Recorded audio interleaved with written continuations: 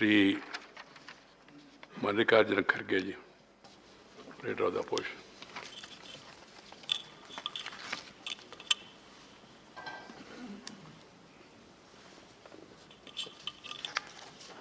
सम्मान्य सभापति जी, ये हमारा भी आज सौभाग्य है, प्रधानमंत्री जी भी आज इस सदन में आए हैं, सबको शुभकामना भी उन्होंने की। और ये पहली बार मैं देख रहा हूँ कि इतना हाउसफुल है कि 72 लोग रिटायर होने वाले हैं और बाकी के लोग भी बहुत सुनने के लिए बैठे हैं और बाकी के अनुभव यहाँ पर वो देने के लिए तैयार भी हो गए हैं। तो मैं ये कहूँगा, एक शेर, उससे मैं प्रारंभ करूँगा। कहाँ से शुरू करें कुछ समझ नहीं आता है, कहाँ से शुरू करें कुछ समझ नहीं आता है, आपकी विदाई के जिक्र से दिल भर आता है। सो आपकी विदाई से अपना दिल भर के आता है। और मैं ये देखा हूँ, जब आप विदाई की भाषण जब जून में यहाँ पर कर रहे थे तो उस वक्त भी बहुत आपकी भावना और आप सभापति जी, प्रधानमंत्री जी, विरोध पक्ष के नायक और बहुत से सभी ने मिलकर जो उस वक्त बात कही उसको भी मैं देखा और सुना। तो इससे यही जाहिर होता है कि ये अपर हाउस का कितना महत्व है। और ये अपर हाउस ये चेंबर ऑफ आइडियाज है। यहाँ पर पूरे इंटेलेक्चुअल्स हैं और हर फील्ड में जो काम करते हुए आए हैं, बहुत से एक्स चीफ मिनिस्टर्स हैं, एक्स प्राइम मिनिस्टर हैं और अनेक मंत्रीगण हैं, सभी लोग और हर फील्ड में काम करने वाले नेतागण यहाँ पर बैठे हुए हैं।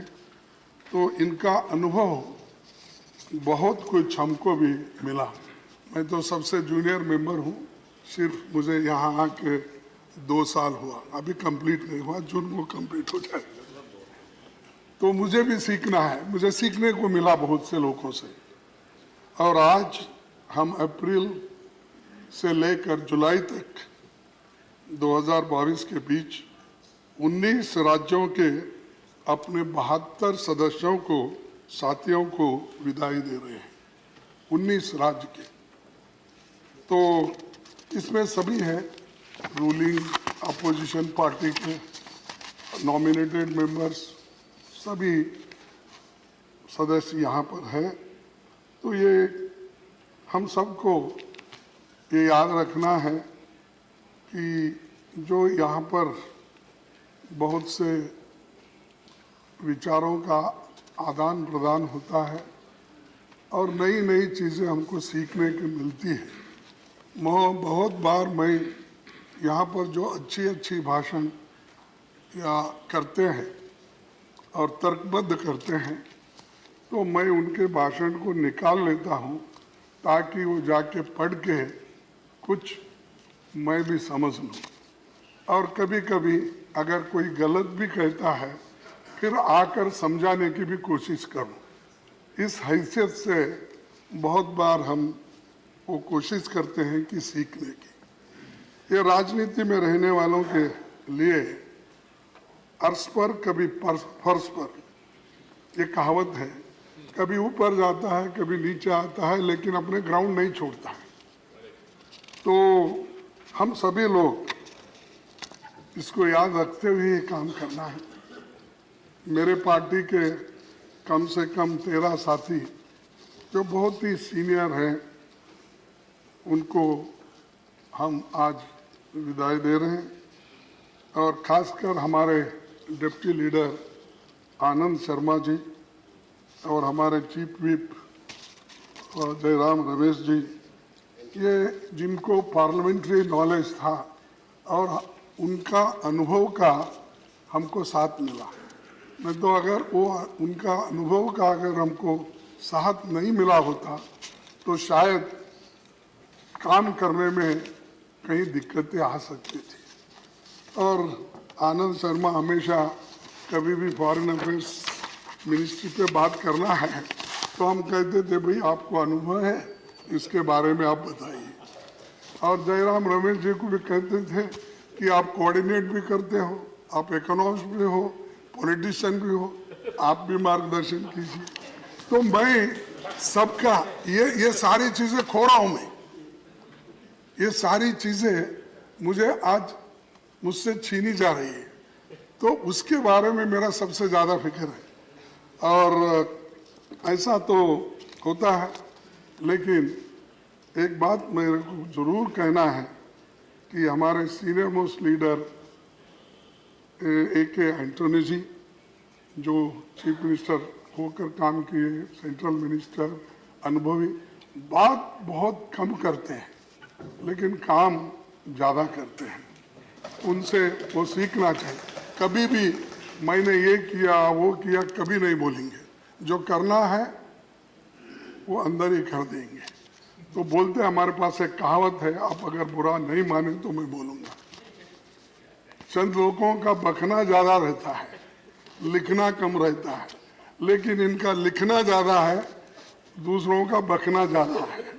तो चंद लोग ऐसे रहते हैं कि सब कुछ काम करते हैं लेकिन कभी क्रेडिट नहीं लेते, मैं देखा हूँ। और उनको भी उसका अनुभव है।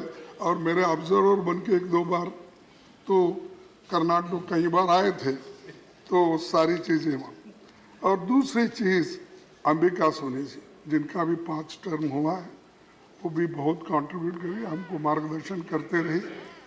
और चिदम्बरम साहब, ये 2 है, कानूनी और लीगल एक्सपर्ट भी हैं और आर्थिक मामलों में भी, वो आए नहीं शायद, आर्थिक मामलों में भी वो बहुत अच्छी अपनी बात और विचार रखते हैं। बड़े संदिग्ध के साथ वो अपने बातों को यहाँ पर करते हैं।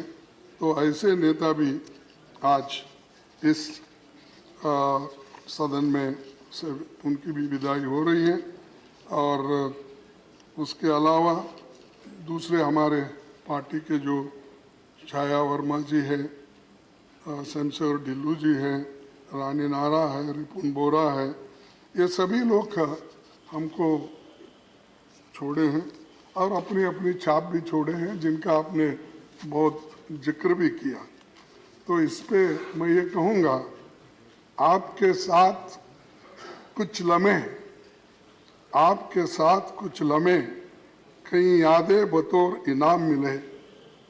आपके साथ कुछ लम्हे, कई यादें बतौर इनाम मिले। एक सफ़र पर निकले और तर्जुबे तमाम मिले। तो एक तर्जुबा, अनुभव हमको मिला इतने सभी नेताओं के साथ। और विपक्ष में हमारे संजय राउत साहब, प्रफुल्ल पटेल जी, सतीश चंद्र मिश्रा जी, इलांगवन प्रसन्न आचार्य, श्रीमती झरना दास, वैद नरेश गुजराल, रेवती रमन सिंह जी, चौधरी सुखराम सिंह जी यादव, सरदार सुखदेव सिंह ढिंडसा और विजय साई रेड्डी। और इनका भी योगदान बहुत कुछ इस सदन में हुआ। और बहुत से कमेटियों में भी उन्होंने जो रिपोर्ट एक निष्पक्षपात से रखा, उसको भी बहुत से लोग स्वीकार भी करें और मानते भी हैं। और नॉमिनेटेड मेंबर्स का तो मैं बहुत ही सभी लोग तारीफ करना चाहिए। जो एक पार्लियामेंट मेंबर होते हुए मेरी कहूँ ये कि दुनिया के सबसे बड़ी खेल में भी एक मेडल हासिल कर, गोल्ड मेडल हासिल करके अपना काम की, तो वैसे कम लोग होते।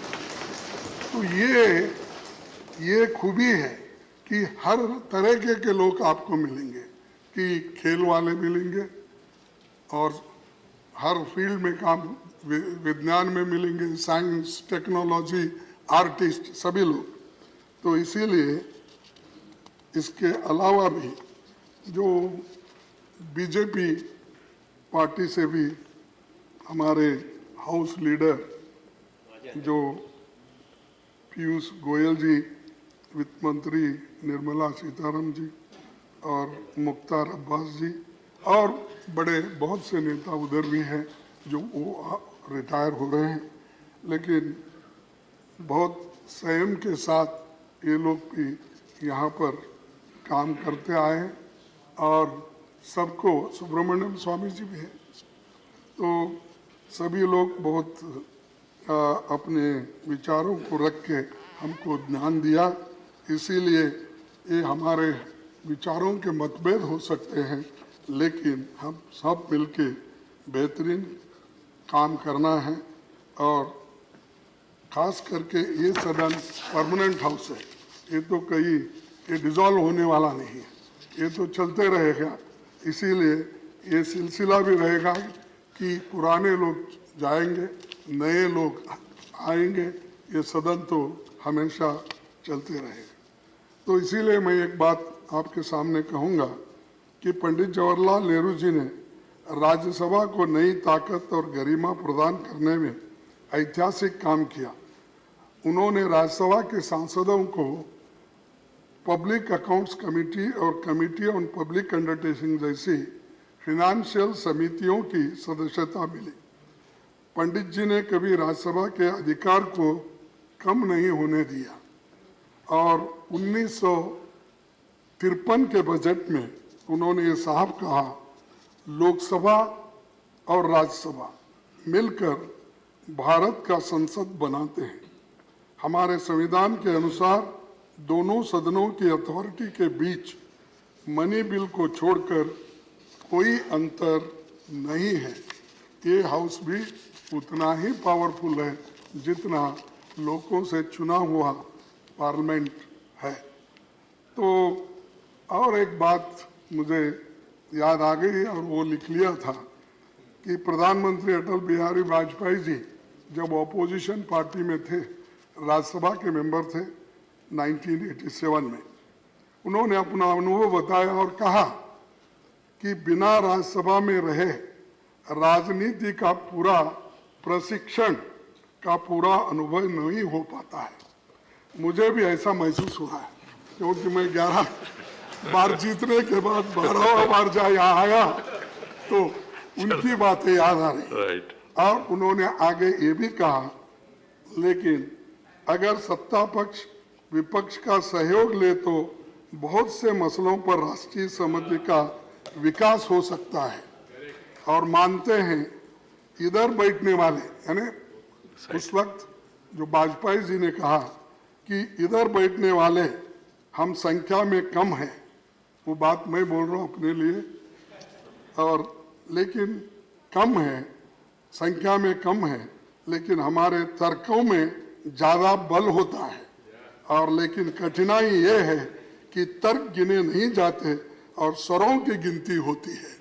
ये वाजपेयी साहब का है, मेरा नहीं है, ये वाजपेयी साहब ने कहा था। तो मैं ये आपको भी यही कर रहा हूँ, कम से कम ये स्वरों की गिनती से भी जो तर्क से हमारे बातें होती हैं उधर आप ज़्यादा ध्यान देंगे, ऐसी बातें मैं कहता हूँ। और लास्ट में सभापति जी, लेकिन अरे सभापति जी खुद गए, रिटायर और टायर्ड नहीं होता कभी राजकारण, तो इसीलिए मैं उसको छोड़ देता हूँ भाई, टायर्ड कोई नहीं होना। और ये भी, और दूसरी बात, एक ही बात मैं कहूँगा कि राधाकृष्णन जी की आखिरी में, कि डॉक्टर राधाकृष्णन जी 26 मई 1952 को ये कहा था कि there is a general impression that this house cannot और this cannot make or unmade governments, and therefore it is a superfluous body. ये चंद लोगों का कहना है, but there are functions which a revising chamber can fulfill fruitful. We are for the first time starting under the parliamentary system with a second chamber in the center, and we should try to do everything in our power to justify to the public of this country that a second chamber is essential to prevent a Right. hasty legislation. तो ये उनका कहना है, इसीलिए इस पर हम सभी मिलकर चलेंगे, आगे के लोगों को मार्गदर्शन करेंगे। ये कहते हुए आखिरी में एक ही बात कह के मैं मेरे भाषण को समाप्त करता हूँ। एक है, विदाई तो हर दस्तूर जमाने का पुराना है, विदाई तो है दस्तूर जमाने का पुराना, पर जहां भी जाना अपनी छाप कुछ ऐसे छोड़ जाना कि हर कोई गुनगुनाए तुम्हारा ही तराना। ये दौर खत्म हुआ तो क्या, ये दौर खत्म हुआ तो क्या हुआ, एक और नए खूबसूरत दौर की शुरुआत होगी। इसमें भी कुछ और बात थी, उसमें भी कुछ और बात होगी, और आप उसी एक हौसले से आगे बढ़ेंगे रिटायर होने के बाद भी, क्योंकि पॉलिटिशियन कभी रिटायर नहीं होता सर। और सिर्फ एमएलए एमपी बनने के लिए कोई आता नहीं, अपने उसूलों को लेकर यहाँ चुन के आता है और उन उसूलों को आगे बढ़ाने के लिए कोशिश करता है। इसीलिए कोई रिटायर होने वाले इसका फिक्र मत करो, आप मजबूती से रहो, हम तुम्हारे साथ रहेंगे कभी भी। इतना कहते हुए मेरे 4 शब्दों को मैं समाप्त करता हूँ। जय हिंद। धन्यवाद, धन्यवाद जी।